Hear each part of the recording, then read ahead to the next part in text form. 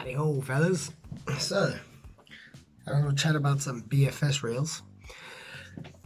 Budget to top end. A lot of people who know me know I have, well, all my reels are kind of top end reels. It's not because I'm super rich, because I work my balls off and I spend my money on fishing instead of going out on the weekend and getting off my tits. So, yeah, Bfs Budget Reels. I have no problems with them. I've owned the Surinoya XF50.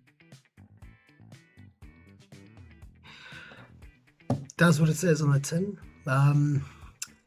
Weighs a ton, built like a tank.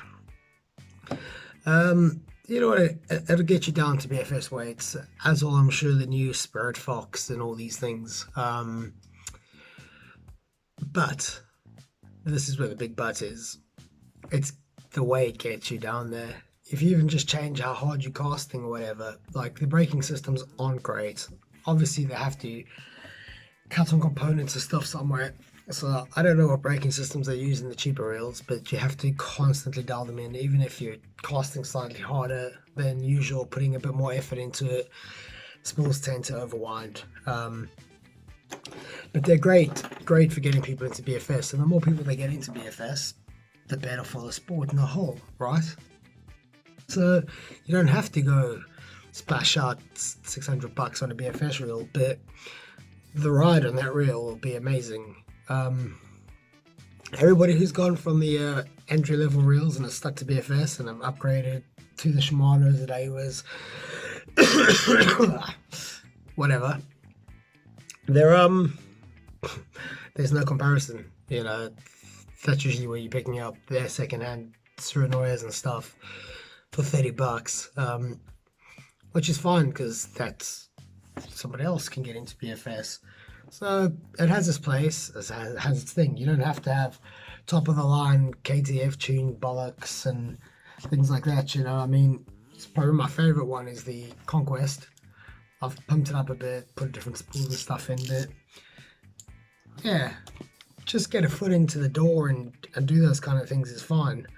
An example, the Daiwa Pixie, which is the original finesse reel platform for BFS, right? This was designed for bass fishing in Japan on the highly pressured lakes they have there.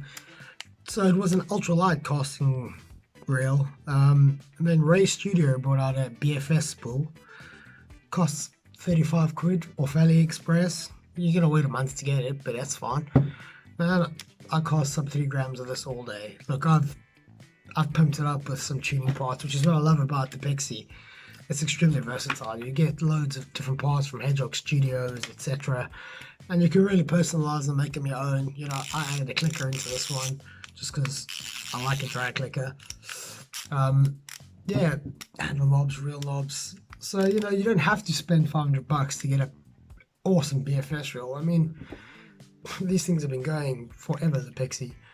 And I have a bit of a fetish with these things. Don't know why.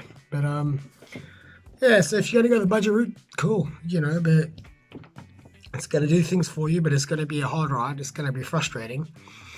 And a lot of people pack it up because of that, you know, but I do understand a lot of people don't have $400 to drop on a reel or whatever. Pixie, you can pick up a secondhand one for $120 on eBay. Get a £30 spool, chuck it in, the Ray's BFS spool for the PX68, and yeah, you're laughing, man. One thing I will say is, I do all my reels always have, just loosen the drag down when you're not using them, when you store them, and always just, you know, I try to take care of them. I use them because that's what they're there for, it's to be used, and, well, they're pretty abused as you can see, but I mean, I've had my Pixies a long time. But I always, even when I'm not using them, they all have their own little covers I'll put them in. You know, just look after them. They're an investment. They hold their value. Yeah, so Good luck on your BFS journey, mofos.